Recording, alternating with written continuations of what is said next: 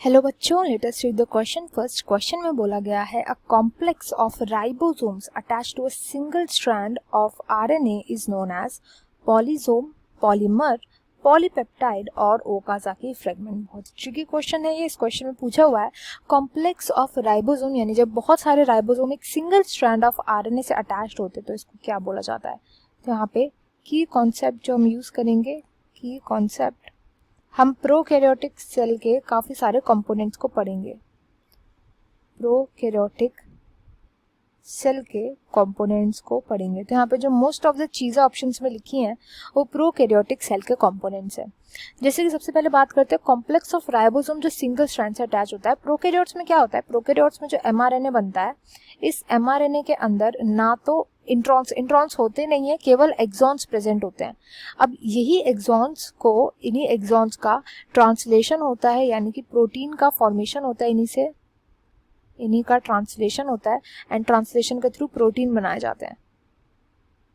तो prokaryotic cells में कई बार क्या होता है कि एक ही एमआरएनए की स्ट्रैंड से कई सारे राइबोसोम ऐसे अटैच्ड होते हैं, कई सारे राइबोसोमल यूनिट्स ऐसे अटैच्ड होती है एंड ये राइबोसोमल यूनिट्स जो है एक साथ इन जीन्स का ट्रांसलेशन कर रही होती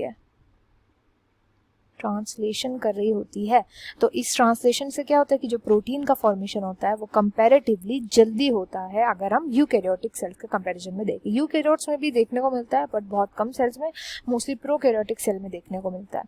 तो अब इसमें से जो राइट आंसर होगा ऑप्शंस में से वो हो जाएगा ऑप्शन 1। तो देखो ऑप्शन 1 जो है दो वर्ड से बना है, पहला है पॉली, दूसरा है जोम।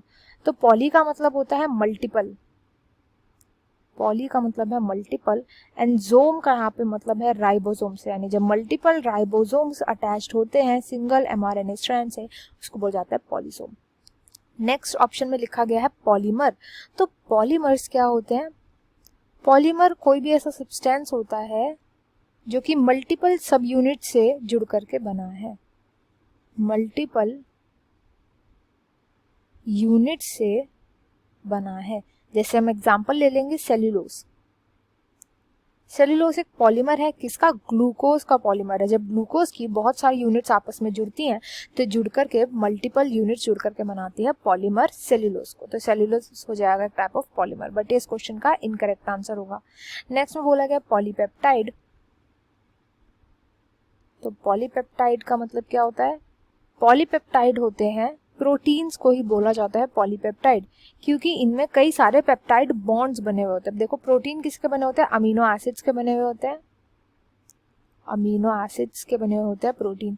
यही अमीनो एसिड जब आपस में जुड़ते हैं, ऐसे जब यूनिट्स जुड़ती है अमीनो एसिड्स की, तो इन अमीनो एसिड के बीच में जो बॉन्ड होता है इसको हम बोलते हैं पेप्टाइड बॉन्ड। तो कई सारे पेप्टाइड बॉन्ड्स यहाँ पे बने होते हैं, इसलिए इनको बोला जाता है प्रोटीन्स को पॉलीपेप्टाइड, बट ये भी इनकरेक्ट है। एंड लास्ट में पूछा गया है ओकाजाकी फ्रेगमेंट। तो ओकाजाकी फ्रेगमेंट जो है साइंटिस्ट से आया, इनका नाम ओकाजाकी, जापानीज साइंटिस्ट थे। ओकाजाकी फ्रेगमेंट्स होती हैं छोटी छोटी फ्रेगमेंट्स, ये फ्रेगमेंट्स होती है अराउंड 5 to 15 न्यूक्लियोटाइड्स की, 5 to 15 न्यूक्लियोटाइड्स की स्ट्रैंड्स होती हैं ये स्ट्रैंड्स, एंड इनका यूज किया जाता है, मोस्टली सेल इसका यूज करती है या तो रेप्लिकेशन के टाइम पर, रेप्लिकेशन जब डीएनए रेप्लिकेट करता है, डीएनए के रेप्लिकेशन के टाइम पे बनते हैं, डीएनए के रेप्लिकेशन के टाइम पे बनते हैं या तो ये, या फिर एज प्राइमर्स इनका यूज किया जाता है, प्राइमर्स इनका यूज किया जाता है जब आरएनए का फॉर्मेशन हो रहा होता है, ये प्राइमर की तरह यूज किए जाते हैं। तो इस क्वेश्चन का राइट आंसर होगा option 1 polysome. I hope you understood it well. Best of luck and thank you.